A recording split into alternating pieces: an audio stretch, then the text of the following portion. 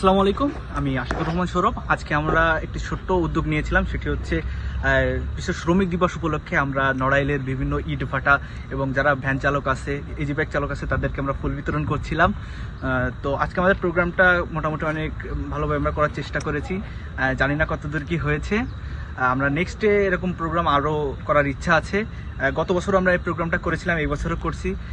চেষ্টা করব আমরা ভবিষ্যতেও এই প্রোগ্রামটি করার। আজকে আমাদের প্রোগ্রামে আমাদের সঙ্গে আমাদের অনেক ছোট ভাইরা উপস্থিত ছিলেন, যারা আমাদেরকে সহযোগিতা করেছেন। সকলকে ধন্যবাদ জানাচ্ছি আমাদেরকে সহযোগিতা করার জন্য। আর আশা করছি আগামী বছরও আমরা এই প্রোগ্রামটি করতে পারবো। ধন্যবাদ।